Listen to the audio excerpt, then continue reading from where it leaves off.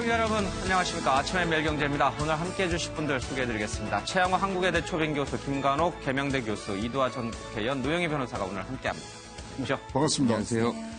자, 오늘 중앙일보 기사부터 잠깐 먼저 보겠습니다. 문 대통령이 감쌌지만 박기영 자진 사퇴했다라고 하죠. 과학기술혁신본부장으로 내정된 지 한 100시간 만에 박기영 본부장이 자진 사퇴했습니다. 전날 청와대가 직접 나서서 박 본부장의 공도 과도 함께 봐달라. 이는 문재인 대통령의 발언으로 봐도 된다고 적극 규명에 나섰지만 여론이 갈수록 악화됐고 여당에서조차 반발이 나왔습니다. 특히 서울대 교수를 비롯한 과학계 반발이 좀 컸습니다. 문 대통령은 당시에 청와대에서 민정수석이기도 했다. 여권 내에서는 이 때문에 황우석 사태는 노 전 대통령이 초기에 과학기술계에 맞서 황 박사를 두둔해 상처를 입었던 경우였다.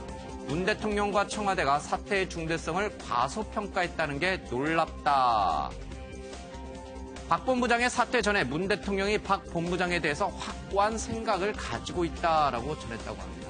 자, 여러 여당 내에서도 반발이 나오고 있고 과학계에서도 반발이 나오는 상황에서도 청와대 대변인이 옹호하는 기자회견을 한 것은 결국 문재인 대통령의 뜻이었다. 그럼에도 불구하고 박기영 본부장은 자진 사퇴할 수밖에 없었습니다. 그 이유가 무엇일까? 먼저 화면으로 얘기 좀 들어보겠습니다. 황우석 박사 사건은 국민에게 실망과 충격을 안겨주었고 과학기술인들에게도 큰 좌절을 느끼게 한 사건이었기 때문에 청와대에서 과학기술을 총괄한 사람으로서 전적으로 책임을 통감하면서 이 자리를 빌어서 사죄의 말씀을 드립니다. 죄송합니다. 특히 황우석 박사의 사이언스지 논문에 공저자로 들어가게 된 것은 제가 신중하지 못했기 때문이라고 생각을 합니다. 그때 좀 더 신중했어야 한다는 그런 후회와 함께 그렇지 못한 점을 깊이 반성하고 있습니다. 박기영 과학혁신본부장은 황우석 교수 사건 당시 과기보좌관이었기 때문에 그 사건에 대한 무거운 책임이 있습니다. 그리고 그 책임을 지고 과기보좌관직에서 물러난 바도 있습니다. 우리나라의 IT 분야와 과학기술 분야의 국가 경쟁력은 참여정부 시절 가장 높았습니다. 그 점에서 박기영 과학기술보좌관은 공도 있었습니다. 그의 과와 함께 공도 평가받아야 한다고 생각합니다. 네, 청와대 대변인이 나서서 공과 함께, 과와 함께 공도 좀 봐달라라고 했습니다만은 임명 70분 만에 황우석 지원 논란이 불거졌고요. 결국 97시간 만에 물러났습니다. 자, 최양호 교수님, 네. 박기영 본부장의 임명 당시 초기부터 다들 많은 분들이 이상하다. 왜 저 사람이지? 왜 저 사람을 다시 재등용시키지? 누가 등용시키는 건가? 여러 가지 이제 의혹들이 나왔고 논란이 좀 커졌습니다. 첫 단추부터 잘못 낀 걸까요? 이제 취재를 해보니까, 예. 이제 인사위원회라는 게 지금 비서실장 주재로 이제 운영이 되고 있는데, 사실 조국 민정수석은 반대를 했다는 얘기가 있어요. 예. 그래서 그럼에도 불구하고, 아까 이제 박수현 대변인이 얘기한 것처럼 공과 과가 있기 때문에 그것을 똑같이 평가해야 된다. 예. 그러는 이제 상황으로 가면서 진짜로 이례적으로 대변인이 브리핑까지 하는 그런 사태까지 왔습니다만은 70분, 임명하고 70분 있으니까 PD 수첩, 과거에 그 황우석 사태를 취재했던 PD 수첩에 PD가 이건 아니다 하고 문제 제기를 하면서 이렇게 커졌고요. 그러니까 이제 사퇴 성명을 발표하기 바로 직전에 서울대 교수들이 이제 성명서를 냅니다. 근데 서울대 교수들도 인문사회 쪽이 아니라 과학계 분들. 인문사회 분들은 가끔 하지만은 과학계 분들이 한 적은 없거든요. 거기다 고대 교수들이 성명서를 이제 만드는 과정에 있는 상황에서 바로 이제 6시 50분에 어제 6시 50분에 이제 사퇴를 했습니다만은 전반적으로는 이렇게 봅니다. 지금 8.15 8월 17일 중요한 행사들이 앞에 있는데 그것을 지금 인사 문제로 흔들릴 수가 있고 또 이게 겹치고 덮치고 하면은 그 중요한 이 두 가지 행사의 의미가 이제 감소될 수 있기 때문에 조기에 빨리 마무리를 하고 넘어가자. 그런 이 방침하에서 이번에 이제 사태가 자진 사퇴 형식으로 이 진전이 된 것 같습니다. 앞서 잠깐 신문 기사에서 나왔습니다마는 박기영 본부장 노무현 정부 당시에 과기 보좌관을 하면서 황우석 사태라고 해야 됩니까?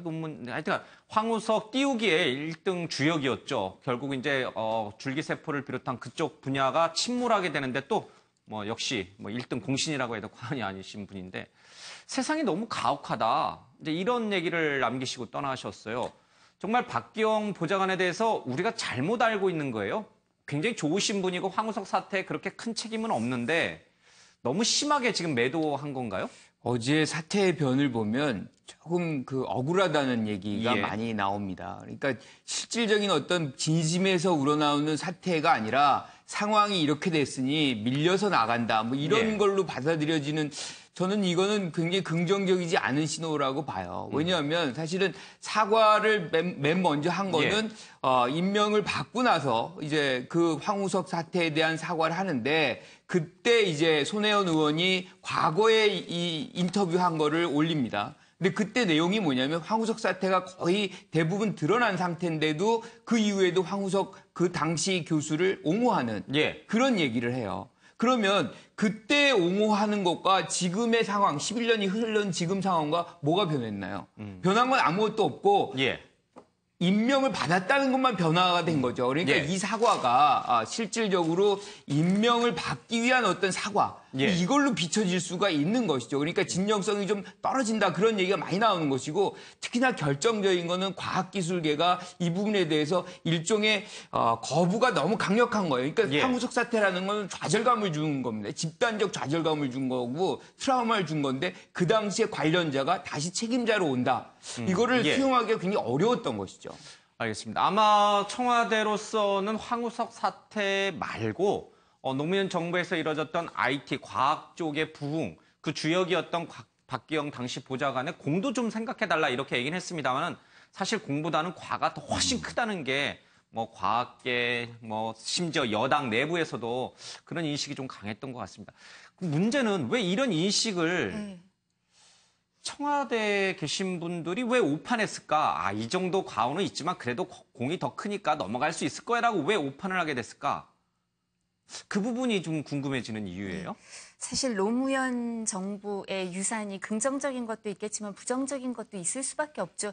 잘 구별해서 이제 이을 건 있고 또 극복할 건 극복해야 되는 게 이 정부의 과제가 아닐까 싶은데요. 사실 박기영 교수 발탁과 관련해서 제가 최근에 이제 그 전 현직 국회의원들, 그러니까 이공계 출신 국회의원들도 있는데 서울대 자연대 학장도 하시고 그래서 이 부분을 잠깐 얘기를 나눴었어요. 근데 저는 사실 차관급이고 이러니까 이렇게 심각한 줄 모르고 이분을 잘 모르니까 이공계를 아니 그러면 그냥 일단 두고 보면 되는 거 아니냐 이렇게 얘기를 했더니 그분들은 정말 흥분하시더라고요. 이제 현직 국회의원들이. 이렇게 이공계 출신 분들은 20조를 좌지우지하는데 이게 과학계에 잘못된 시그널을 보낼 수 있기 때문에 교수들 사회도 독려하고 있고 이게 반발이 크다. 그러면서 어떤 얘기를 하시냐면 사실 7월에 양정철 전 비서관이 뉴질랜드에서 일시 귀국을 해서 많은 상황을 정리하고 갔습니다. 근데 그때 어떤 일이 있었냐면 박기영 교수님하고도 가까운 사람들 중에 일부분, 박기영 교수도 그렇지만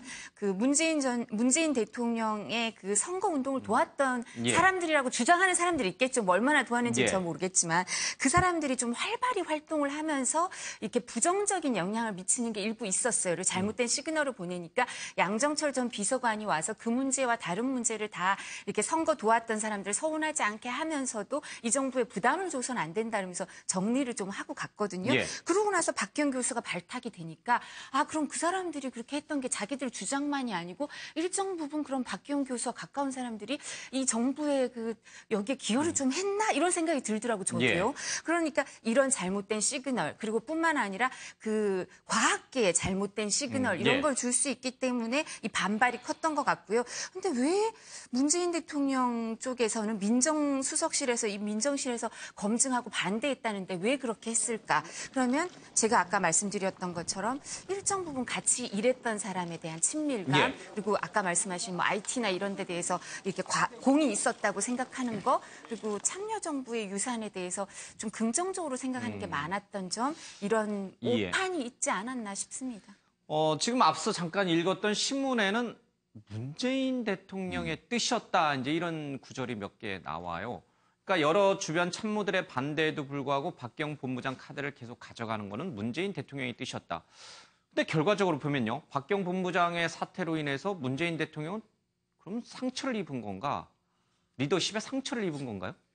원래는 사실 이제 그렇게 볼 수밖에 없는 건데 아마도 그 당시 그 노무현 참여정부 때부터 이어졌던 2년, 그러니까 시작되었던 2년이 현재까지 지속이 되면서 지금 이 단계는 사실은 그 초창기에 그 야당이나 이런 분들이 인사 검증에 대해서 상당히 그 심각하게 반응하는 것하고는 조금 다르게 힘이 좀 빠진 부분이 있기 때문에 그런 부분에 있어서 이분은 차관급이기도 하고 또 청문회 거칠 필요도 없기 때문에 어느 정도 지분이 있는 사람에 대한 예우 차원에서 조금 본인이 이제 그 개인적인 애착 같은 것들을 가지고 이런 걸 밀어붙인 게 아닌가라는 생각이 조금 들고요.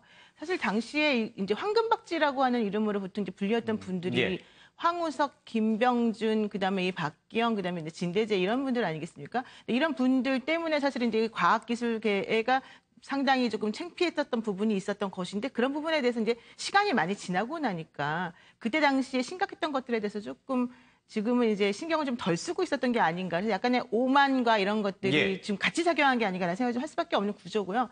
또 게다가 이제 국정 운영과 관련해서 문 대통령에 대한 지지도가 계속해서 높아지고 있는 부분 그리고 어떤 걸 하더라도 아주 많이 떨어지지 않는다는 그런 부분들 때문에 좀 가볍게 생각한 게 아닌가 이런 생각이 좀 들 수밖에 없습니다.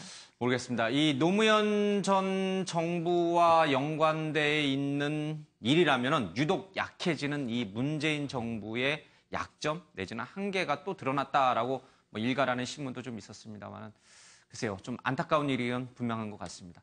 공교롭게도요 다음 주가 문재인 대통령의 출범 100일이 되는 주입니다. 17일이 되는데 문재인 대통령의 지지율이 오늘 이제 갤럽에서 있었던 것이 국민일보에 좀 실려 있습니다. 보니까요 문재인 대통령의 지지율이 78%예요. 집권 초기에 물론 이제 80%대 유지되다가 조금 떨어져서 70%에 가 있긴 합니다만은 78%도 사실 뭐 엄청나게 높은 지지율이라고 좀 볼 수 있는 것 같습니다. 도대체 뭘 잘하고 뭘 잘 못할까라고 물어봤더니 부동산 정책에 대해서 응답자의 44%가 잘하고 있다라고 평가를 했고요. 잘못하고 있다라는 응답은 23%였습니다. 그리고요. 부정적으로 이 부동산 대책을 평가한 사람들은 서민에게도 피해간다, 집값 상승 뭐 이런 얘기도 좀 꺼낸 것 같습니다. 전체적으로 항목별로 뭐 외교 안보 분야라든지 정치 분야 또 뭐 내치 분야 여러 가지는 아마 다음 주 정도에 나올 것 같은데 평균적으로 봤을 때 78%는 결코 이 작은 숫자는 아닌 것 같습니다. 성공적 출발이다라고 봐야죠. 지금까지로 이 지지율만 놓고 봐서는. 그럼요. 지금 100일이 다 돼가는데 사실은 그동안에 70% 이하로 떨어져 본 적이 없지 않습니까? 그렇죠. 예. 그리고 리얼미터 여론조사하고는 조금 갤럽은 조금 차이는 있습니다만 그래도 다 70% 그럼요. 넘어요. 전반적으로 전부 다 지금 사실은 매우 높은 상황에서 지금 고정되어 있다라고 볼 수밖에 없는 구조고요. 중요한 건 위기가 있을 때마다 문 대통령이 나서서 뭔가 해결을 하고는 식으로 이게 좀 넘어가고 있다는 거가 더 중요해요. 왜냐하면 정부의 전체적인 그런 뭐 기획이나 뭐 이런 것들 전체에 대해서 갖는 국민적 신뢰감도 있겠지만은 그런 것보다도 문 대통령 개인에 대한 신뢰감이 사실 너무 많이 크기 때문에 그런 지지도가 현재까지 연결되었고 있다라고 이제 볼 수밖에 없는데 문제는 이 이후부터겠죠. 왜냐하면 지금까지는 그동안의 기존 정부하고 차별화된 모습을 보이면서 뭔가 인간적이고 서민적인 이런 행보를 보였기 때문에 사람들의 마음을 이제 살 수 있었지만 실제 이제부터는 정말로 내놓은 정책들이 어느 정도나 제대로 그 활성화되어 제대로 실현될 수 있을 것인가 하는 문제가 이제 남아 있거든요. 그렇다면 지금까지의 이제 그 뭐 문재인 대통령에 대한 평가 이런 것들은 사실 약간의 그 허수가 조금 들어가 있다라고 볼 수밖에 없는 거고요. 정말 제가 봤을 때는 이제 9월 이후부터 실질적으로 제대로 된 평가가 나올 수 있을 것 같습니다. 아직 이 신문에서는 취임 100일을 맞이해서 잘한 분야, 못한 분야를 세세하게 나눠서 여론조사를 실시하지는 않았습니다만 뭐 다음 주쯤엔 나오겠죠. 우리 네 분에게 한번 그냥 개인적으로 주관적인 이 생각을 좀 듣고 싶다. 가장 잘한 분야는 무엇이고 잘한 거, 그리고 가장 못한 거는 무엇일까? 취임 100일 동안 돌이켜봤을 때. 뭐 우리 김관훈 교수님도 좀. 뭐 저는 아무래도 지금 많이 나와 있는 거는 국민적인 부분에는 소통과 탈권위가 소통과 제일 탈권위. 사실은 이게 어떻게 보면 박근혜 전 정부와 가장 극대비되는 그런 장면이기 때문에 아마 효과도 더 크게 나타나지 않나. 그리고 아마 취임 그날부터 지금까지 이렇게 어떤 스킨십이랄까요, 소통이랄까요, 뭐 이런 것을 아주 적극적으로 한 대통령은 없었어요. 그리고 굉장히 그 탈권위적인 뭐 옷을 스스로 벗는다거나 뭐 찻잔을 혼자 날른다거나 뭐 이 등등의 것들은 굉장히 우리가 지금 봐왔던 대통령의 상과는 조금 다른 그런 모습들이 준 것이고 좀 더 친근감 이런 것들이 줬기 때문에 국민들의 이제 어떤 지지도도 그런 부분에 있는 것이고 또 한 가지는 지금 희망을 여기다 많이 두고 있어요. 이게 지금 뭐 임기가 다 끝나가지고 들어선 정부가 아니거든요. 이게 일종의 이제 이 탄핵의 과정에서 등장한 그런 정부이기 때문에 조금 더 희망을 많이 주고 밀어주자. 위기 상황이다. 뭐 그런 부분에서 더 이제 집중적으로 밀어주는 그런 장면이 있는 것이고. 박근혜 정부에 대한 기저효과인가요? 그러니까 그런 너무 부분이 못한 부분이 충분히 있는 있기 것이죠. 때문에 이게 드러나는 거다. 그래서 100일 취임을 보면 YS 때가 80%를 가장 높고 그 다음이 78% 지금이에요. 나머지 정부들은 거의 60% 미만입니다. 이런 거 보면 뭐 굉장히 지지를 많이 받고 있는 것은 분명하고 반면에 이제 인사 문제가 조금 발목을 잡고 있는 부분이 있는 것이죠. 그래서 이 100일이 지나면서 실질적으로 이제 국민들은 성과를 주목할 거예요. 그때부터는 이제 좀 더 냉정하게 보지 않을까 그런 생각을 해봅니다. 박근혜 정부에 대한 반사 효과, 거기다 소통과 탈권위. 사실 그것도 이미지 정치잖아요. 그렇죠? 진짜 실력은 아닐 수도 있으니까. 100일 이후부터는 이제 그 실력을 이제부터가 진짜 시작이다. 보겠죠. 문재인 대통령, 문재인 정부의 약점이라고 많은 전문가들이 예상했던 부분이 바로 이제 외교 안보, 특히 이제 대북 관련된 분야인데 최근 뭐 리얼미터라든지 갤럽 여론조사를 보면 지금 북한 문제가 굉장히 심각한 상황으로 가고 있지만 잘하고 있다라는 응답이 그래도 한 70% 나오는 여론조사도 있더라고요. 그 부분도 역시 점수를 좀 따는 부분인가요? 외교안보도 약점이 아니었던 건가요? 아마 보수층들 중에서도 좀 안심했던 게 그런 부분이 있었던 것 같습니다.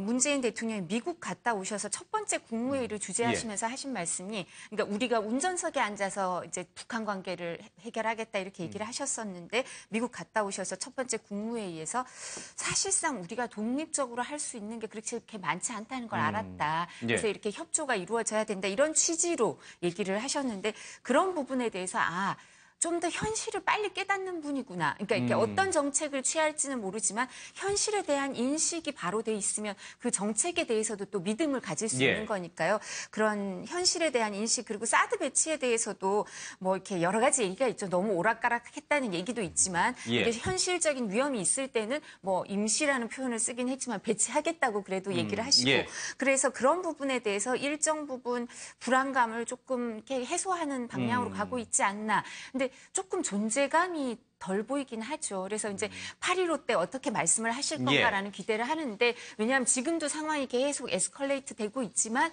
거기에 대해서 이렇게 즉각적이고 이런 대통령의 반응이 안보 문제에 대해서는 조금 더 신중하신 것 같아요. 근데 뭐 좋은 걸 수도 있지만 그 부분에 대해서 이제 생각이 많으신 게 아닌가라고 하지만 이제 진보 정권에 대한 불안은 그게 좀 없어진 게 있고 또 아마 그 박근혜 전 정부에 대한 기저효과뿐만 아니라요. 이제 법조인들은 그런 얘기 많이 하고 빅데이터 분석도 기업들에서도 이런 얘기가 나오는데 재판을 계속 하고 있기 때문에 이게 잊혀지지가 않는 거예요. 과거 정부에 대해서.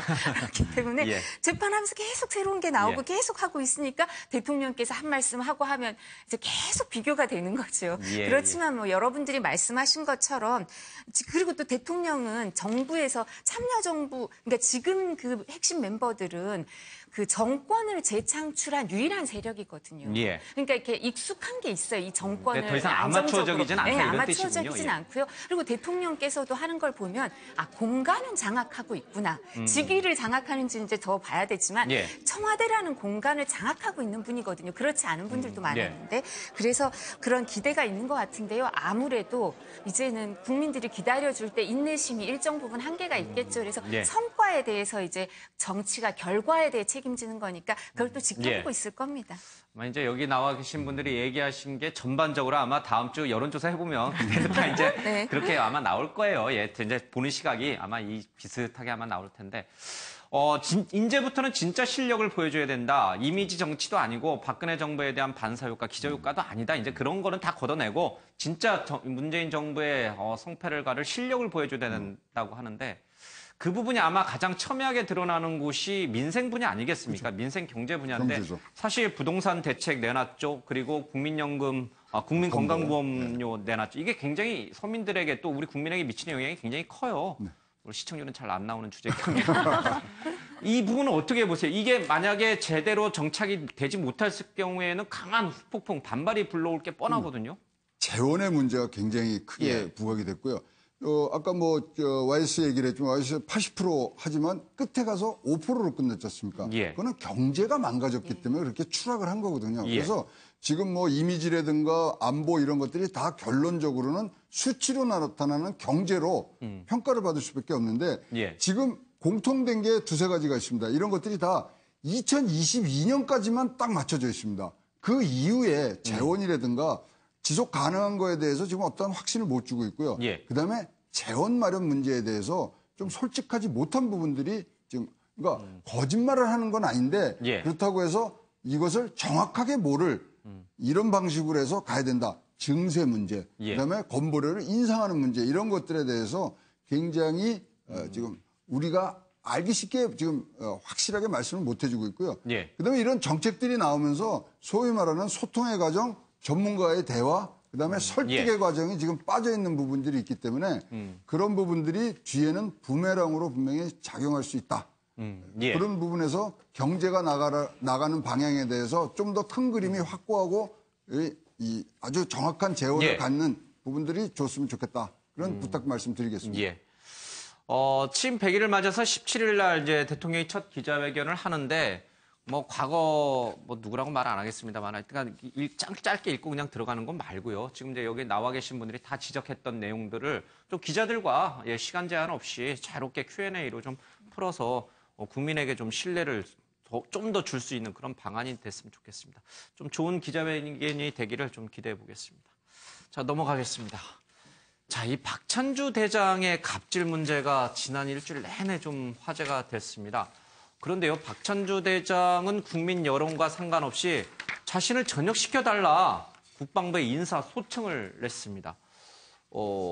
이렇게 불명예 퇴진하기 싫다. 또 연금도 좀 받고 싶다. 여러 가지 속내가 좀 깔려 있을 것 같은데요. 박찬주 대장의 얘기를 좀 들어보도록 하겠습니다.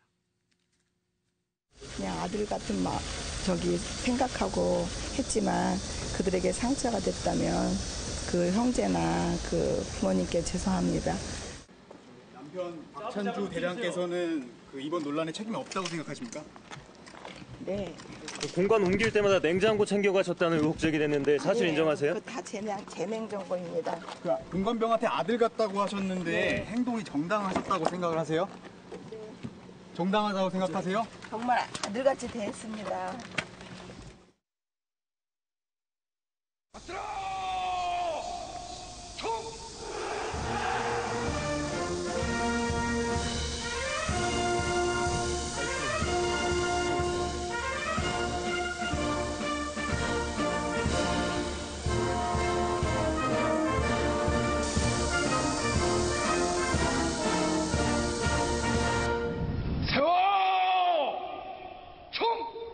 모든 것은 검찰에서 소상히 밝히겠습니다. 우선 먼저 국민 여러분께 너무 큰 무리를 일으켜 드려가지고 정말 죄송한 마음이고 참 참담한 심정입니다. 검찰 조사에 성실히 임하도록 하겠습니다. 당분간 본인 신분으로 조사를 받으시게 될 것 같습니다. 저는 아직 통보받은 거 없고요.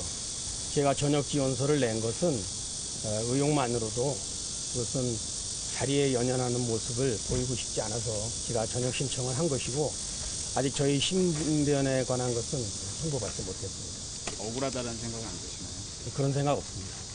성실히 조사에 임하겠습니다. 감사합니다. 정말 전자팔찌는 개인 돈으로 구매하시는 건가요? 소상히 밝히겠습니다.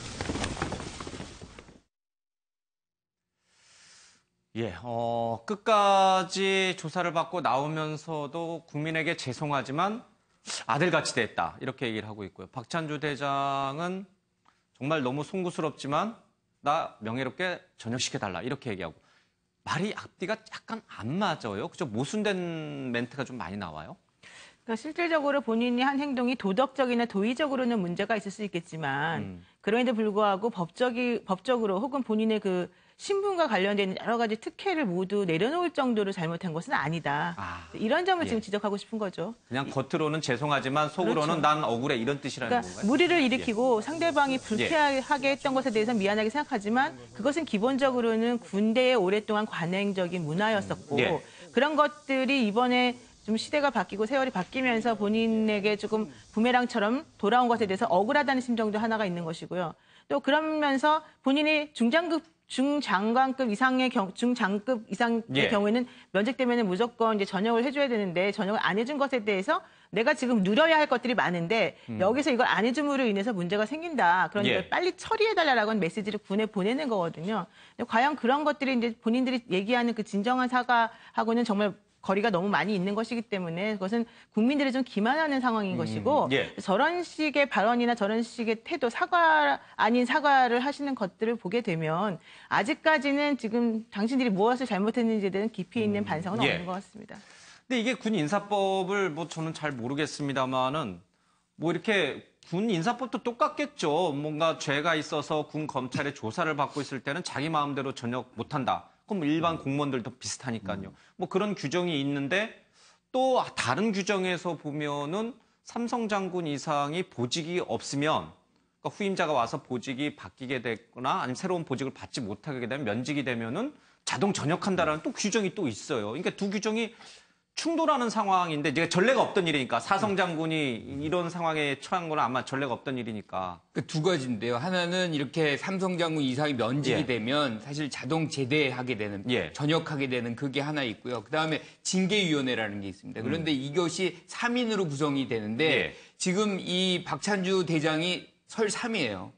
그러니까 위로는 2명밖에 없는 거군요. 2명뿐이 없는 거죠. 그렇다 보니까 징계위원회도 구성이 안 되고 그러니 자동 전역이 마땅한 건데 전역을 왜 안 시켜주느냐. 그러니까 기존 관례를 본다 그러면은 틀린 얘기는 아니에요. 그런데 지금의 이 상황은 과거의 어떤 전례를 사실은 뜯어 고치자는 그런 계기가 되고 있는 상황이기 때문에 국방부로서도 여기서 전역을 시켜줄 수는 없습니다. 그러니까 국방부는 지금 뭐 정책 뭐 임무 같은 걸로 해가지고 보직을 면하고 지금 이러는데 사실 예외적인 거죠. 거의 없었던 건데 이렇게 하는 이유는 이번에 뭐 이것을 그냥 넘어가게 되면 국방부 전체가 사실은 국민의 지탄의 대상이 되기 때문에 요번은 어떤 경우든 짚고 넘어갈 수밖에 없는 그런 상황적인 부분에 있고 그런 부분에서 어떻게 보면 박찬주 대장이 케이스가 된 것이죠. 그런데 이렇게 보면 부인 때문에 상황이 더 꼬이는 측면이 있어요. 그러니까 사과의 일정 부분 사과가 없잖아요. 미안하다, 잘못했다, 그냥 내 아들같이 했다.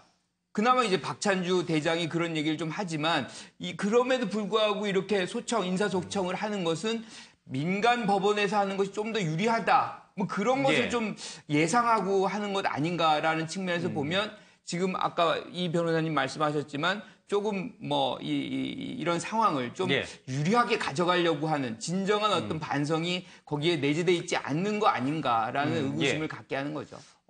문재인 대통령까지 나서서 이 군 고위 장성들의 갑질에 대해서 이제 뭐 크게 좀 호통치는 이제 그런 얘기도 좀 있었습니다만 조금 냉정하게 이 사건을 좀 들여다보면 일부긴 합니다만은 박찬주 대장에 대해서 너무 여론몰이를 하는 거 아니냐. 사실 알고 보면 부인이 이제 공관병에 대해서 갑질을 많이 했고, 물론 이제 박찬주 대장도 골프공 주소하라 뭐 등등 몇 개 이제 갑질 행위가 이제 언론에 보도되고 또 사실로 확인이 됐습니다만, 그 정도 가지고 육군 대장을 이토록 몰아붙이는 건 너무 과한 여론몰이 아니냐라고 일부 모 정당 그냥 얘기할까요? 홍준표 대표가 이제 얘기하기 시작하고 이제 뭐 그런 여론이 좀 있긴 있더라고요. 보수 조금 1층에서는 너무 심한 거 아니냐 이런 얘기도 있는데 좀 냉정하게 보죠. 정말 전역을 못 시킬 정도로 지금 박찬주 대장이 과한 죄를 지은 것인가 아니면은 그 정도는 아니다. 물론 이제 여러 이제 좀 망신도 당했고 그랬으니 그냥 전역 정도는 시켜주자. 뭐 이게 맞는 거냐? 조금은 여기 이 부분에 대해서는 이제 감론을박이 있을 수 있겠어요. 아니, 근데 사기 이제 군 사기를 문제로 그 홍준표 대표는 그런 얘기를 하신 것 같아요. 이제 8명밖에 안 되는 대장급은 8명밖에 안 되죠. 이런 사람들을 저렇게 망신을 주는 게 군 사기에 영향을 미치는 거 아니냐라고 얘기를 하셨지만 지금 군 사기는요. 수많은 그 뭐 몇십만입니까? 이 장병이 중심이 돼야 되지. 이 대장 8명이 중심이 돼서는 안 되거든요. 근데 지금 이 갑질 논란에 대해서 현역 군인 신분들로 이런 제보를 한 사람들은 얼마나 큰 위험 부담을 갖고 얼마나 두려워하며 이런 걸 했겠어요. 근데 그 사람들이 그렇게 참지 못하고 한다는 거는 군의 사기에 있어서 얼마나 이게 영향을 미치고 있을 건가 그것까지 헤아리셔야죠. 그러니까 그런 부분을 헤아려서 이 사기라는 거 그리고 우리가 지금 이런 안보가 위급한 상황인데 이런 말씀하시는데 그런 상황에서는 장병의 사기가 중요하지 이 몇 명 안 되는 대장급 사기는 오히려 지금 나머지 대장들은 뭐 그럼 다 관행적으로 이렇게 했을까요? 박찬주 대장처럼. 안 그런 사람들에 대해서 또 신상 필벌을 명확히 해서 저런 분은 이렇게 잘못한 게 있으면 사실관계 확인해서 처벌하고 그렇지 않고 제대로 된 정말 청렴한 군인에 대해서는 또 그 공을 치하하고 그리고 이제 상을 주고 이렇게 해야지 사기가 사는 거지. 무조건 이렇게 직위가 높다 이렇게 해서 이 부분을 봐줄 건 아닌 것 같고요. 그리고 지금 이제 군 인사법에서 원래 중장급 이상 장교가 보직이 없으면 면직이 되고 이런 건 아마 우리가 휴전 상태니까 보직 없이 있는 이 별들이 위험하다고 그러니까 이렇게 빈 공간을 두는 게 여백을 두는 게 적절치 않다고 생각해서 그랬겠지만 그래서 이제 여기 연수를 가는 그런 걸로 방법을 생각해낸 건 국방부가 이 사태를 이만큼 위중하게 생각하는 거죠. 그리고 그 부분뿐만 아니라 이게 민간 검찰보단 군 검찰에서 하겠다는 건 본인들이 명예회복을 하겠다는 것도 있고요. 그리고 현역병 신분들이 있으면 이 사람들 조사하는 거는 민간 검찰에서 하기 어렵고요. 압수수색도 이 군 시설이기 때문에 민간에서 할 수 없는 그런 어려움이 있기 때문에 이렇게 하는 건데 거기에 대해서 나 이제 전역시켜달라라고 얘기를 하시는 건 이 상황을 다 아실 텐데 군이라는 집단 그리고 명예를 위해서 자신이 있던 조직을 생각하는 게 아니라 너무 개인적인 입장을 생각하시는 것 같으니까 대장까지 올라가신 분이 끝까지 저런 태도를 보이시나 해서 아쉬움이 있을 수밖에 없죠. 억울한 게 있으면 군 검찰에서 밝히시면 되죠.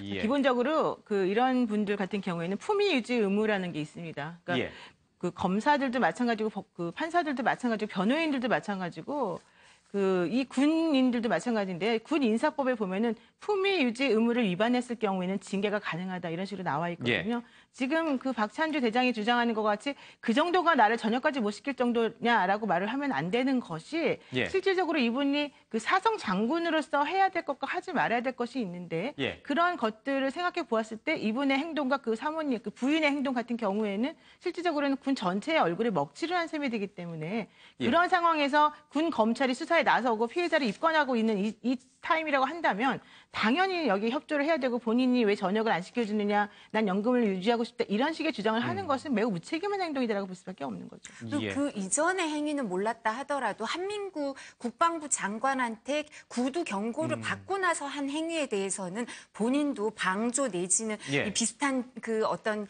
그 유형의 책임을 져야 되지 그걸 내가 전혀 몰랐다고 할 수는 없으시죠. 그러니까 이게 본인이 한 게 없는데 우리가 책임지라고 했다는 말은 안 맞죠. 적어도 1년 동안의 행위에 대해서는 인지했거나 방조했거나 뭐 같이 했다고는 할 수 없더라도 뭐 여러 가지 책임이 있겠죠. 한 달간 별거를 할 정도로 심각한 상황이 왔음을 그때 이미 깨달았는데 그 이후로도 개선이 안 된 점은 분명히 이제 박찬주 대장의 잘못이다 그렇게 봐야겠군요. 알겠습니다. 어쨌든 박찬주가 밟은 썩은 군대 문화란 지뢰다라고 해서 이제 한국일보에서 이제 좀 칼럼이 있었습니다. 왜 공분이 일고 있는지에 대한 반성이 아직도 부족하다라는 게 아마 다수 여론인 것 같습니다. 뭐 이 두둔하시는 분도 뭐 일부 있긴 합니다만은 또 이 공감병을 군대에 보낸 그 부모의 마음을 또 생각해 본다면은 쉽게 이제 이분들에 대한 과오를 그냥 넘어가기에는 안 되죠. 한계가 있는 것 같습니다.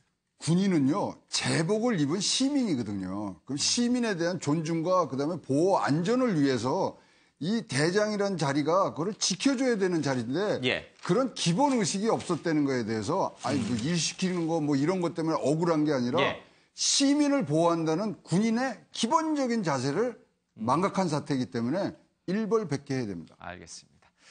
사실 이제 우리 군 내부에 이런 썩은 문화가 자리 잡고 있어서 사실 논란이 좀 됐습니다만 뭐 군뿐만이 아니에요. 그렇죠? 지금 경찰 내부도 이 경찰 서열 1위, 그다음에 뭐 2위는 아닙니다만 어쨌든 경찰 수뇌부끼리 서로 싸우고 있는데 진실 공방도 물론 중요합니다만은 왜 경찰 수뇌부가 국민 앞에 싸우고 있을까? 이 부분이 이제 더 크게 이제 와닿는 것 같습니다. 어느 누구에게도 이제 그 혜택이 되지 못하는데 이철성 경찰청장과 강인철 중앙경찰학교 교장의 이른바 과거 광주는 성지, 민주화의 성지다라는 그 발언을 놓고 진위 공방이 시작됐다가 나중에 알고 봤더니 뭐 감찰을 해서 나를 쫓아내려고 한 거 아니냐.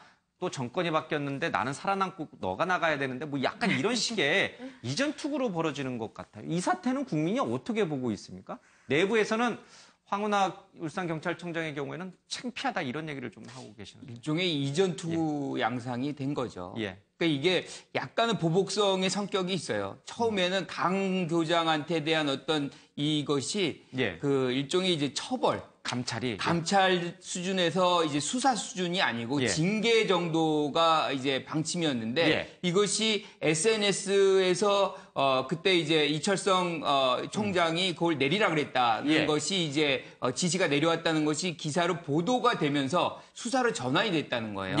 그러다 보니까 이것이 일정 부분 강 교장한테 대한 어떤 보복 아니냐, 뭐 이 얘기가 나오는데 또 강 교장은 그 이후에 계속해서 이철성 총장이 얘기했던 것들을 이제 다시 터뜨리고 있는 것이죠. 그러니까 서로의 약한 고리를 물고 계속해서 이제 서로 잡아당기고 있는 것인데 어떻게 보면 저는 두 분 다 문제가 있다라고 봐요. 그런 그 장면이 우리나라의 어떤 최고의 경찰 총수들 사이에서 벌어지고 있으면 한국 국민들은 이 치안을 어떻게 누구를 믿어야 되는지 굉장히 암담한 이 상황을 계속해서 연출을 하고 있는 것이죠.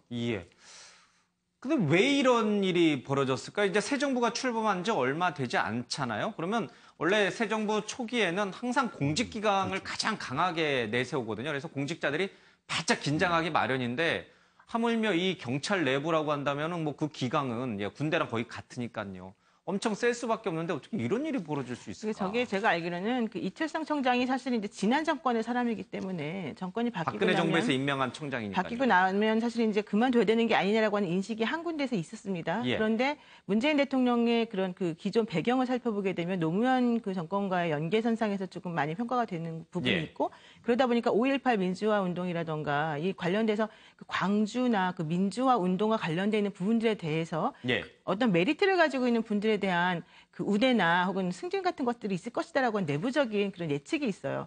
그러다 보니까 기존에 높은 자리에 계신 그분을 물러나야 되고 세력이 올라가야 되는 세력이 있다라고 하면은 이 두 분 간에 사실 이제 알력이나 어떤 긴장감이 형성될 수밖에 없는 구조인데 여기에 플러스 이 강인철 청장이 가지고 있던 그 상황이라던가 이런 것들이 조금 안 맞는 혹은 부적절한 여러 가지 처신들이 많이 있어서 이걸 건드리자니 다른 방식으로 이 사람을 좀 이렇게 누르려고 하는 그런 뭐가 있는 게 아닌가라는 식의 의심을 품을 수밖에 없고 그러다 보니까 내부적으로도 이제 의견이 갈리고 또 줄을 조금 서로 각각 분리해서 서게 되는 그런 현상이 벌어지는 거죠. 그러니까 경찰 내부에서의 그런 승진이라던가 인사라던가 또 현 정부와의 코드라던가 이런 것들이 모두 얼버무려져 있는 상태에서 개인의 일탈이라든가 개인의 잘못된 부분이 같이 섞이다 보니까 현재 지금 이런 모습이 나온 것밖에 안 된다 이렇게 볼 수밖에 없는 거죠. 하기야 뭐 저렇게 높은 자리에 있는 분들이 뭐 개인적인 감정 때문에 이렇게 막 싸우겠어요. 그렇죠? 이제 자기 자리 보존이라든지 그렇습니다. 권력 줄서기, 뭐 줄대기, 뭐 여러 가지 이제 복합적으로 얽혀 있겠죠.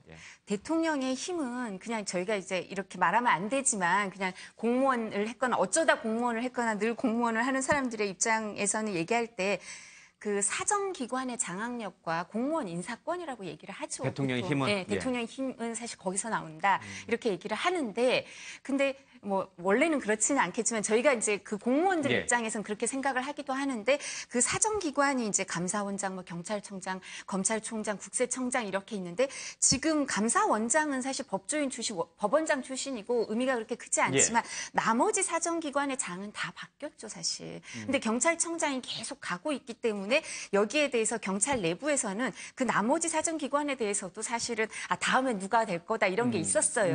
그리고 그 군이라는 게 형성되지 되지 않습니까? 경찰청장이 되려면 일단 치안감이 돼야 되죠. 그러니까 치안감 군에서는 본인이 이제 이런 유리한 점이 있으니까 이제는 경찰청장이 될 거라고 생각을 했었는데 예. 그러면서 이제 이런 갈등이 그리고 항상 그 사정기관 장이나 아니면 인사를 할 때 보면 우리가 그게 바람직하지 않고 아주 안 좋은 악행이지만 투서가 참 난무를 해요. 서로에 대한 투서가 사실인지 아닌지 알 수 없지만. 그러니까 저희가 오해일 수도 있겠지만 저희 같은 사람들 그런 과거의 그런 사례를 많이 본 사람들은 봤을 때 내부 권력 투쟁 아닌가라고 예. 오해할 여지가 많으니까요. 경찰의 이제 뭐 수사권도 독립하고 싶고 이렇다면 좀 더 이렇게 발전된 모습을 국민한테 보여주고 신뢰를 보여주려면 빨리 이 부분을 정리해야 되는 게 예. 아닌가 싶습니다. 근데 권력 투쟁이라 보기에는 계급이 다르잖아요. 그리고 사실상 이거는 귀책 사유가 어디로 가냐면 이철성 경찰청장이 조직을 장악하지 못한 거죠. 그리고 이제 저렇게 되면 인사권자로는 어떻게 하면 두 사람 다 퇴임을 시켜야 되는 상황으로 지금 간 거예요. 예. 그렇기 때문에 저는 조직의 장악력의 그런 뭐 잘못된 점, 그런 미숙한 점 이것이 불거져 나온 거고 사실 경찰 내부에서도 저런 권력 다툼이라든가 뭐 이런 것보다는 이제 앞으로 어떻게 진행될까에 대한 기대감들 예. 그리고 자기네들 뭐 정년이라든가 이런 것들 다 분석을 했을 때 이제 자리들이 굉장히 적지 않습니까? 그런 데에 대해서는 암투가 있을 수 있지만은 예. 전적으로 저거는 90% 청장의 이런 조직 장악력의 어떤 미숙함 예. 그걸로 우리가 판단을 하는 것이 훨씬 더 옳은 판단일 것 같습니다. 알겠습니다. 이 문제가 불거지니까 뭐 좀 드는 생각인데 사실 검찰총장도 그렇고요. 경찰청장도 그렇고 지금 논란이 되고 있는 뭐 MBC 사장이라든지 박문진 이사장 법으로 다 임기를 이렇게 정해놨어요. 그러니까 정권이 바뀌거나 뭔가 외부 변수가 들어와더라도 흔들리지 말고 자신의 임무를 수행하라라고 법으로 만들어놨는데 그게 절대적인 거냐? 절대적이지 않다라고 또 주장하시는 분들도 좀 있고 정권이 바뀌었으니 전임 정부에서 임명했던 검찰총장, 경찰청장 또 뭐 MBC 사장, 박문진 이사장 등등 새 정부 사람이 왔으니 다 그냥 자진해서 물러나는 게 맞는 건지 아니면 버티는 게 맞는 건지. 그러니까 이호성 방통위원장이 이게 전면적으로 이게 뭐 못 바꾸는 건 아니다라고 얘기를 했어요. 이철성 총장도 마찬가지겠죠. 검찰총장도 마찬가지. 그런데 이제 그 근거는 뭐냐면 MBC 얘기가 이제 거기에 주된 내용인데 뭐냐면 그 안에 블랙리스트 얘기가 나오잖아요. 그러니까 임기가 이제 정해져 있다는 건 그만큼 독립적으로 해라. 뭐 그거를 이제 주어지는 건데 그 과정 속에서 문제가 발생하거나 불법이 발생하거나 할 때에는 언제든 바꿀 수 있다는 것이죠. 그러니까 이게 뭐 불법도 하고 잘못도 했는데 영원히 그 한정된 기간 동안은 직무를 유지시켜줘야 된다. 그건 아니라는 거죠.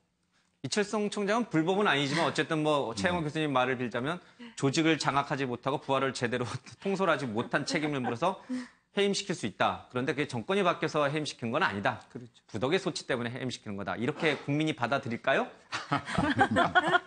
아니, 이 정도 되면 받아들일 것 같습니다. 예, 넘어가겠습니다. 자, 재산 29만 원 전두환 회고록 팔릴 때마다 인세를 추징금으로 걷어가겠다라는 얘기를 하고 있습니다. 전두환 회고록도 사실 요즘 논란이 좀 되고 있습니다.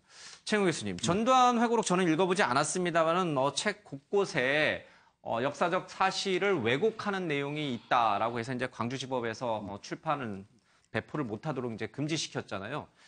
이게 본인 전두환 전 대통령 입장에서 보면은 또 한 번 조용히 넘어갈 일을 또 한 번 긁어부스럼 만든 데다가 이걸 팔아서 책 팔아가지고 인세가 들어와도 결국 또 추징금으로 그걸 국가가 가져갈 텐데 득되는 일이 하나도 없는데 전두환 전 대통령이 왜 이 책을 냈고 또 이렇게 소송까지 뭐 제기했습니까? 정리를 자기가 알고 있던 사실들을 정리를 한다는 생각이 했겠죠. 그런데 이것이 세 권 한 질로 돼 있습니다. 근데 그 중에 1권 혼란의 시대에 나오는 5.18 사태에 대한 문제들이 있는데 시각이 달라요. 그리고 사실에 근거하지 않았다는 그런 주장들 때문에 지금 이제 가처분 신청을 해서 그것이 받아들여진 상태고요. 그렇다면은 이제 자기가 알고 있는 뭐 자기가 주장하고 싶은 얘기들을 지금 하는 상황인데 그럼 왜 그것이 그런 상황이 됐던지를 정확한 팩트에 의해서 이제 얘기를 해 주셔야 되는 부분이고요. 자, 이번 출판은 자기 아들이 하는 출판사의 자회사에서 이제 출판을 하게 됐는데 지금 한 10,000부 이상이 깔렸답니다. 근데 그게 반품들이 이제 이렇게 가처분 신청이 들어오기 때문에 부수도 얼마큼 됐는지 지금 파악이 안 되고 있고 그러니까 여러모로 지금 뭐 사면 초과에 있지만 앵커가 지적하신 대로 그럼 왜 이렇게 했는가? 자기의 기록을 지금 이제 남기고 싶은 부분들이 분명히 좀 과욕적인 부분에서 나왔을 것 같다. 그런 추측입니다. 이게 한질이 3권으로 돼 있는데 권당 23,000원. 그러니까 이 한질을 살려면은 69,000원, 거의 한 7만 원 돈인데 출판업계에서는 현재까지 한 2만 권 정도 팔렸을 것으로 추정하고 있습니다. 그렇게 경우에 인쇄 수입이 약 4,600만 원 정도 되는데 이 돈이 고스란히 전두환 추징금으로 이제 갈 수밖에 없는 상황이라고 합니다. 전두환 전 대통령의 이 회고록 논란과 함께 지금 극장가를 강타하고 있는 택시 운전사라는 이제 그 영화. 물론 그 영화에 대해서도 이 전두환 전 대통령의 측근인 민정기 전 비서관은 왜곡한 거다라고 해서 이제 소송을 제기하겠다라고 하는데 전두환 전 대통령 측에서는 여전히 5.18 광주 민주화운동을 폭도들이 일으킨 심지어는 북한 특수부대 요원들이 잠입했다라는 일부 보수평론가의 얘기조차도 저 책에다 넣었어요. 정말 5.18을 보는 인식이 저분들은 끝까지 안 바뀌는 건가요? 글쎄 아마 안 바뀌는 것 같아요. 사람이 이제 어떤 하나에 대해서 가치관을 가지게 되면 그것이 계속해서 유지가 되는 방향으로 사고나 이런 것들이 다 흐르게 마련이거든요. 근데 물론 외부적으로 그것이 아니라는 걸 계속해서 말을 해주면 바뀌는 경우도 있겠지만 이번 같은 경우에는 전두환 전 대통령 측은 특히 본인에 대해서 잘못된 왜곡된 그런 그 국민들의 시각이 있기 때문에 그거를 나는 바꾸고 싶다라고 하는 소망을 이번 그 회고록에 담았다라고 하는 얘기고요. 특히 본인 스스로도 인정했었던 여러 가지 부분까지도 이제 이 회고록에서 오히려 그거를 뒤집어 엎는 그런 상황이 돼버렸단 말이죠. 그러니까 이제 아마도 그럼에도 불구하고 내가 지난번에 얘기했던 것은 그냥 외압에 의한 어쩔 수 없는 발언이었고 실질적으로는 그렇지 않았고 그거는 역사가 알아줄 것이다라고 하는 거를 나는 좀 국민들에게 알리고 싶다 이런 내용인 것 같은데 그것이 객관적인 진실이나 이런 것들하고 맞지 않고 특히 우리나라에서 5.18이라고 하는 것이 가진 의미가 얼마나 중대한 것이고 그것에 대해서 역사적 평가를 바로 하는 것이 정말 중요한 것인데 그것을 오히려 빌미로 삼아 그것을 일부러 인질 삼아서 이런 식의 자꾸 행동을 펼치는 것은 전직 대통령이었다는 신분을 감안하더라도 그것은 매우 부정적이고 옳지 않은 거다라고 볼 수밖에 없습니다. 이쯤 되면은 다시 한번 전두환 전 대통령에 대해서 면죄부를 줬던 그 일들이 다시 떠오르게 되고 그렇게 되면은 저분들에 대해서 다시 좀 강하게 뭔가 더 할 수 있는 조치를 취해야 되는 거 아니냐라는 국민 여론도 일법해요. 그렇죠? 그러나 뭐 더 이상 뭐 법적으로 할 수 있는 건 없겠습니다만은 왜 조용히 계시는 게 더 낫지 않느냐. 그나마 그것이 역사에 사죄하는 거 아니냐라는 여론이 많음에도 불구하고 저분들은 자신들의 어떤 행위의 정당성을 좀 어디선가는 얻고 싶어 하는 것 같아요. 가장 충격적인 얘기는 자신도 피해자였다라는 얘기죠. 그러니까 이거는 있을 수 없는 얘기인 것인데 이게 그런 그러니까 책을 쓴 이유는 저는 자기의 어떤 생각들을 남김으로 해서 재판에서 나타났던 그 부분을 부인하고자 하는 것을 기록에 남기고자 하는 그런 취지였다라고 생각을 합니다. 그래서 지금 말씀하신 대로 이 부분이 실질적으로 다시 재론을 해야 된다 그러면 우리가 불가역적 민주주의를 지금 만들어야 되는 이런 상황이라 그러면은 실질적으로 한번 다시 재론할 필요도 있을 것 같아요. 그래서 지난번에 말씀하신 것처럼 그 특별사면이라고 하는 것이 과연 타당했었는지부터 시작해서 특별사면을 해야 될 요건 같은 것들을 이런 식으로 대통령이 마음대로 할 수 있게끔 하는 게 과연 옳으냐. 그럼 앞으로 이런 일이 계속 반복될 때는 어떻게 할 것이냐. 이런 문제까지 계속 연결이 되는 지금 문제거든요. 그러니까 그냥 우리가 과거 대통령이었던 사람에 대해서 일부 지지 세력이 있다는 이유만으로 정권의 화해 차원에서 이 사람에 대해서 특별사면 해주는 것이 법원에서 이미 확정 판결 난 사람에 대해서까지 면죄부를 주는 것이 결국 이 모양으로 돌아온 거 아니냐라고 하는 식의 좀 생각이 있을 수밖에 없기 때문에 제가 말씀드리고 싶은 것은 대통령 특별사면이든 뭐든 간에 그런 것들에 대해서 공론화를 다시 해야만 하는 그런 오히려 장을 마련해준 계기가 될 수 있었다 이런 생각이 듭니다. 근데 지금 이제 말씀 중에 잠깐 나왔는데 정말 전두환 전 대통령 측의 주장이나 주의에 동조하는 분들이 그러니까 세력이라고 부를 만큼 있어요. 그러니까 뭐 일부 이제 보수 극우 사이트에 계신 분들 몇 분들 또 뭐 일부 보수 평론이 아니죠. 뭐 누구죠?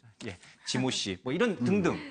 정말 세력이라고 불릴 정도로 그렇게 많은 분들이 지금 전두환 전 대통령 측의 주장에 동조를 하고 있어요? 여전히? 그들만의 리그죠. 있긴 있어요? 근데? 네, 뭐 있죠. 왜냐하면 그 측근들이라든가 뭐 말씀하신 분들. 그래봐야 뭐 숫자로 따지면. 그러니까요. 그럼 이 소수들이 어떤 의견, 흐름을 만들 수 있는 그런 숫자의 그런 사람들은 아니거든요.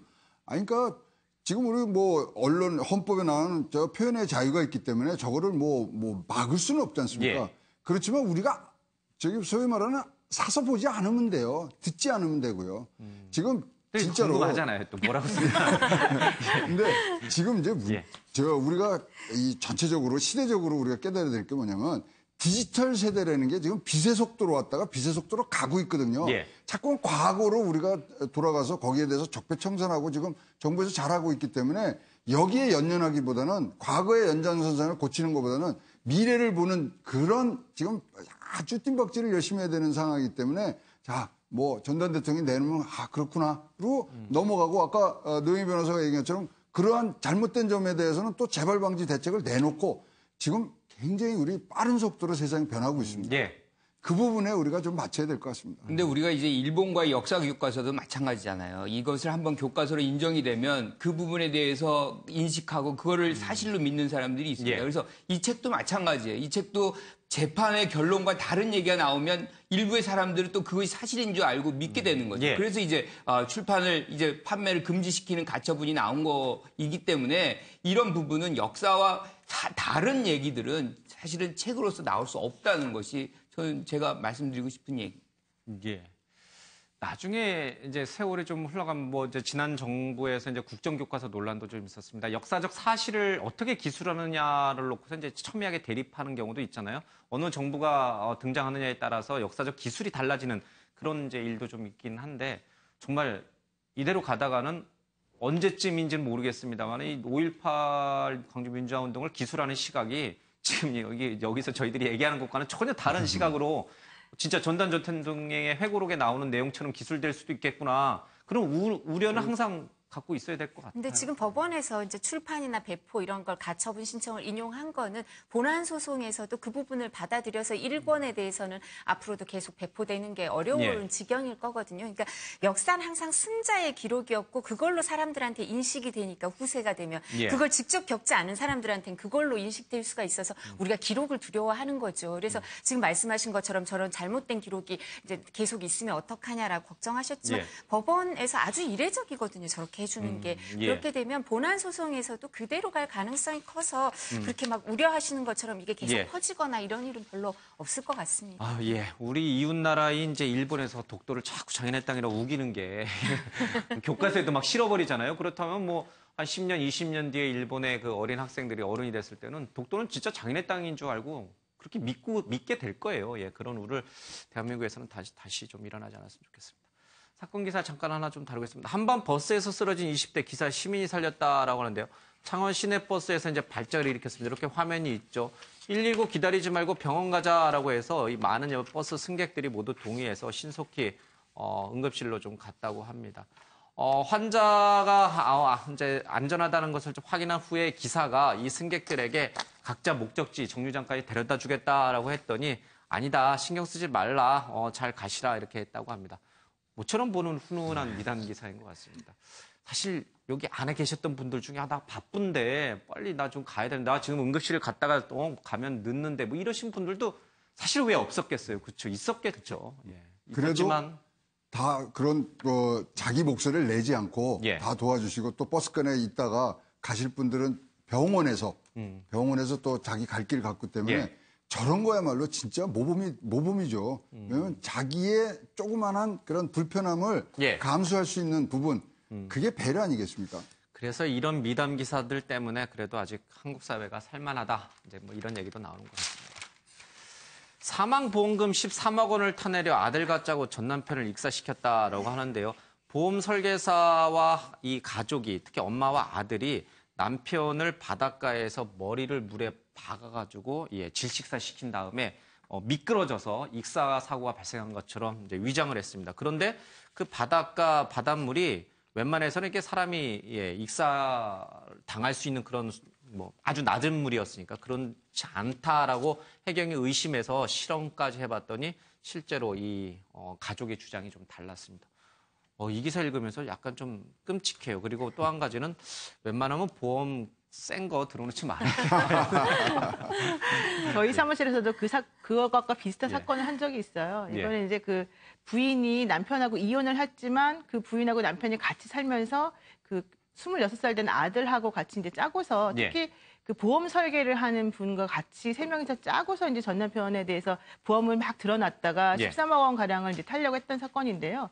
이런 식으로 보험 설계사가 중간에 개입이 되어 있으면은 사실은 그러한 식의 문제점이 발생하는 것을 아주 발견해내기 어려울 거다라는 생각이 좀 듭니다. 왜냐하면 이번 사건 같은 경우에도 마침 그 장소가 사람이 그 허리 정도밖에 물이 들어오지 않는 그런 곳이었고 경찰이 봐도 아무리 봐도 이상하기 때문에 이제 자꾸 그 수사를 하다 보니까 이게 좀 밝혀진 건데 자백에 의해서 밝혀졌거든요. 근데 이분들이 되게 치밀했던 것은 물놀이 하는 것처럼 목격자인 그 보험 설계사가 사진도 찍고 그러다가 저 사람 갑자기 빠졌어라고 아들이 얘기를 하고 이제 이런 상황이 되기 때문에 사실 누구도 의심하기 어려운 상황이었었죠. 근데 이런 식으로 지금 이번에 밝혀진 것은 매우 정말 그나마 다행이라고 생각하지만 돈 때문에 이런 식으로 자기 부모를 죽이고 전 남편을 죽이고 이건 정말 있을 수도 없는데 그런 일이 사실은 생각보다는 허술한 이 보험 구조 때문에 좀 많이 발생할 수밖에 없더라. 그런 걸 제가 진짜 그 사건 한 사람의 입장에서 좀 말씀드리고 싶습니다. 좀 뭐 무능한 남편이긴 합니다만 그렇죠. 그러니까 이게 자식이 이렇게 그러니까 물고문하듯 때처럼 과거에 이렇게 그냥 수조에다가 머리 이렇게 밀어 넣어가지고 물고문하듯이 바닷물에다가 이렇게 사람 이렇게 그것도 이제 아버지를 뭐 끔찍한 범죄인 것 같습니다. 최준희 씨 얘기를 좀 잠깐 하겠습니다. 최진실 씨의 딸 최준희 씨가 자신을 지금 키워주고 있는 친권자인 외할머니로부터 좀 벗어나고 싶다. 그래서 이제 계속 일주일 내내 계속 진실 공방이 좀 오간 것 같은데 많은 사람들이 이 기사, 이 사건을 바라보는 시각이 어떨까? 이렇게 뭐 간간히 물어보면 중학교 2학년의 예민한 사춘기 학생이 좀 과한 거 아니냐. 그리고 우리가 모르는 외할머니의 지나친 간섭이 좀 있었던 거 아니냐. 뭐 이렇게 양자를 비판하는 비판론이 좀 크더라고요. 뭐 누가 잘못이 더 크냐 이걸 따지기보다는 둘 다 그냥 좀 잘못한 것 같다. 둘 다 좀 이제 풀었으면 좋겠다. 이게 이제 많은 분들의 여론인데 지금 최준희 씨가 자꾸 SNS에 올리는 걸 보면 친권을 외할머니로부터 좀 박탈해달라. 나 외할머니로부터 벗어나고 싶다. 이제 이거예요. 그러니까 법적인 문제를 좀 가는 것 같아요. 해결 가능성이 좀 있는 겁니까? 예, 이제 친권이라는 표현은 적절치가 않고요. 이제 부모가 친권을 행사하는 거고 이제 외할머니나 이런 분들은 후견이죠. 후견이. 예, 이제 청년이 될 때까지 후견을 해주고 특히 아마 제 정확히는 모르겠습니다만 최준희 씨랑 최환희 씨는 최진실 씨 고인의 그 유일한 두 상속인이 둘밖에 없을 거예요. 그래서 재산을 1대1로 나누고 있을 텐데 그 부분에 대해서 이제 법적 후견을 하면서 관리를 아마 그 외할머니께서 해주고 계실 거예요. 이제 그 부분에 대해서 이제 법정 대리인 같이 이렇게 후견인으로서 관리를 또 해주고 이제 부양도 해주고 이렇게 하고 계실 텐데, 근데 이제 이 최준희 씨는 자신은 할머니한테 후견을 받고 싶지 않다 이거죠. 이제 다른 사람한테 후견을 받고 싶다는 건데 민법에서 지금 940조 보면 가정법원에서 직권이나 뭐 검사의 청구나 이렇게 해서 후견인을 다시 정할 수도 있어요. 그래서 지금 만약에 정말 최준희 씨가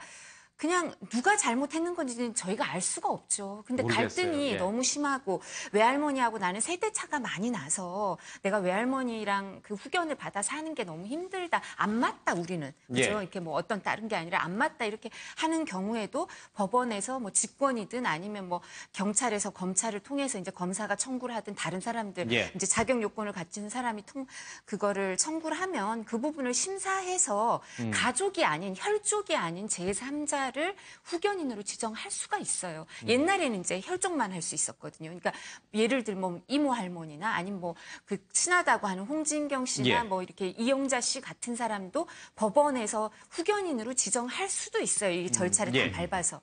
그러니까 그 부분은 이제 앞으로 살펴봐야 되겠지만 거기까지 갈지 아니면 그냥 이대로 봉합이 될지는 좀 봐야 될 것 같습니다. 그럴 때는 정신감정을 각각에 이렇게 실시를 하게 되고요. 그다음에 가사조사관이 또 가서 또 심리 상담도 하고 실제 어떤 일이 벌어졌는지 조사하기도 하고 정말로 그 객관적인 자료들을 먼저 모아서 그 후견을 좀 지정하는 그런 절차가 있습니다. 이게 이제 과거에 장윤정 씨와 이제 그 친모였던 윤봉인 씨의 막 이렇게 공방들 보면서 그러니까 가족 간의 갈등은 누구 말이 맞는지 누가 절대적으로 옳고 누가 절대적으로 잘못했다 이렇게 참 선을 딱 칼로 자르듯이 이렇게 하기가 참 어려운 문제인 것 같습니다. 양쪽의 주장을 다 들어봐도 너가 잘못한 것 같기도 하고 너도 잘못한 것 같기도 하고 막 이렇게 이제 갈 수밖에 없는 상황인데 더 당사자의 얘기를 좀 들어보겠습니다.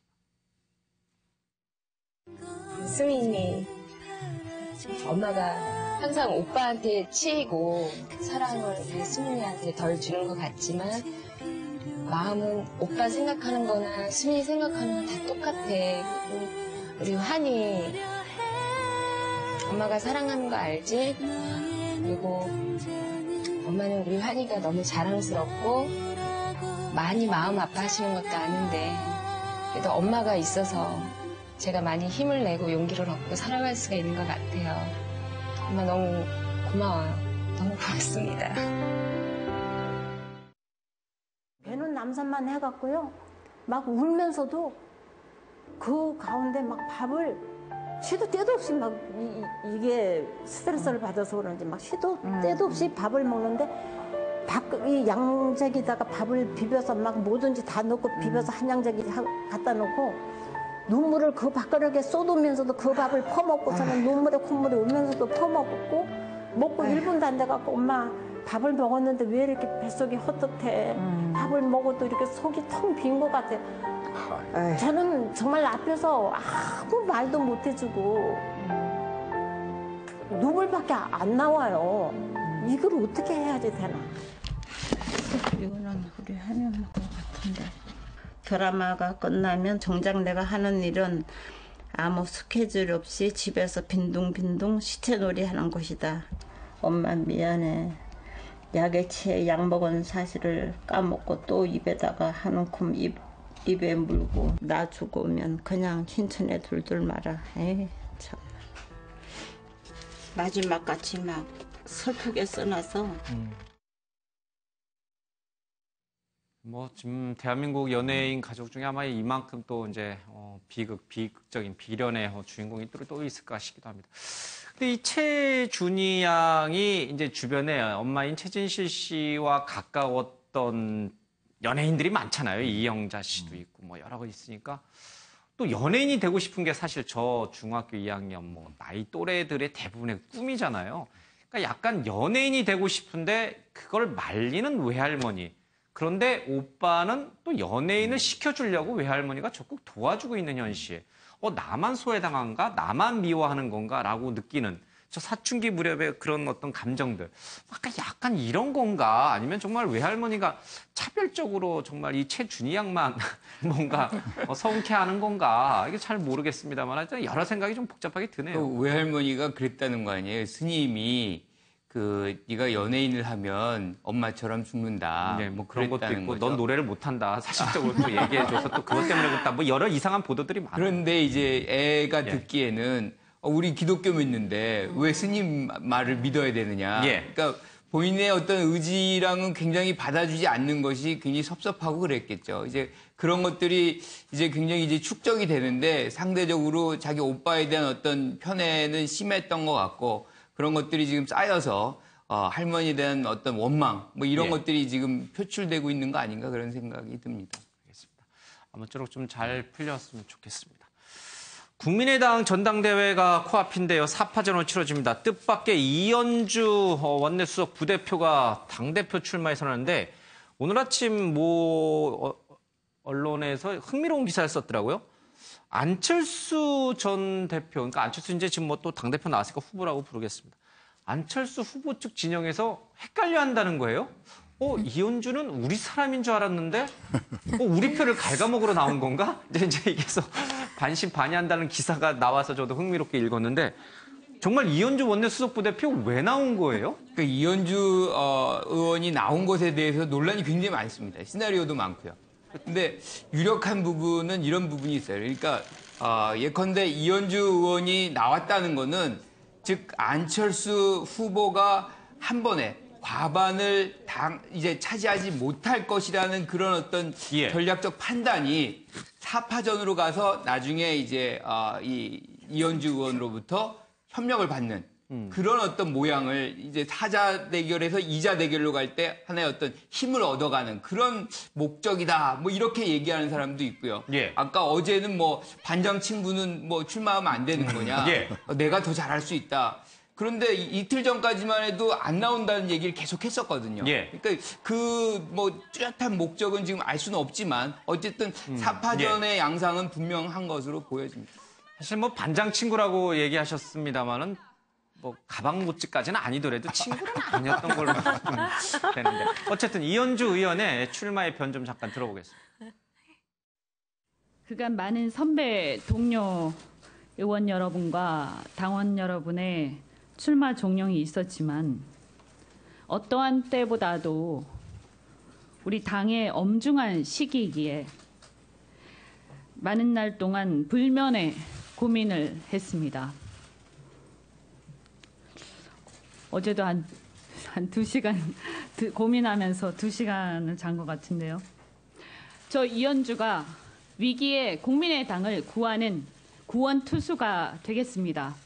안철수 대표를 단순히 돕는 게 아니라 제가 강력하게 경쟁함으로써 안 대표가 당대표가 되시든 아니면 제가 대표가 되든 그래야 국민의당이 성장할 수 있고 혁신될 수 있다고 생각을 했습니다. 저는 제가 더 나은 대안이라고 생각합니다. 저를 못 넘어선다면 그것도 또 그분의 어떤 실력 문제 아니겠는가 이렇게 생각합니다. 국민의당 내에서 그래도 안철수계로 분류됐던 안철수 측근이라고 분류됐던 분이 안철수보다 더 잘할 수 있다라고 이제 얘기하시면서 나왔어요. 진짜 학교 비정규직 급식 노동자들을 이제 밥하는 아줌마라고 해서 큰 주목은 받았습니다만 동시에 비난도 받았던 분인데 정말 더 나은 대안이 될 수 있는 건가요? 근데 신동욱 총재가 이제 SNS에 글 올린 거 보니까 향단이가 춘향이 선발대에 나온 거나 같다 그러는데 이제 뭐 그런 정도는 아니지만 지금 제가 어저께 국민의당 소속 의원들 몇 분하고 이제 전화를 해봤더니 뭐 이게 맞는 건지 모르겠습니다만은 지금 3당 대표가 다른 당 3당 대표가 다 여성분이잖아요. 그래서 여성들의 그런 어떤 이 소위 말하는 지위, 정치계의 지위들이 높아가고 있는 상황에서 국민의당에서 그런 부분들이 지금 부각이 안 된다는데 조금 그런 점이 고려되지 않았느냐. 그런 답을 한 두 분이 해주시더라고요. 그래서 그런 면에서 그냥 이해를 하고 있습니다. 여성 후보도 한 명 있어야 된다, 뭐 그런 논리요? 근데 아마 그 이현주 의원의 보좌진이라면 출마를 권했을 것 같아요. 뭐 최고위원이든 아니면 당대표든 뭐 어느 직역이든 출마를 권했을 게 뭐 사건은 사건으로 덮는다 이런 얘기도 이제 기자분들 하시는 것처럼 사실 이현주 의원이 지금 정치적인 그 위상이나 아니면 정치적인 상황이 그렇게 좋진 않아요. 근데 지금 그런데 그런 부분이 지금 출마를 하면서 다 이걸로 덮이는 부분이 또 있거든요. 그리고 또 본인의 그 역량을 확인할 수 있는 그런 것도 있고 결선 투표에 가서 도와줄 수도 있고 뭐 여러 가지 여지가 있으니까 뭐 이현주 의원의 위치에선 별로 손해 보는 게 없는 것 같습니다. 안철수 후보나 이현주 후보나 모두 정치적 위기가 왔을 때 돌파하기 위한 방법으로 나왔을 것이다. 알겠습니다. 오늘 아침에 매일경제 여기서 마치겠습니다. 고맙습니다.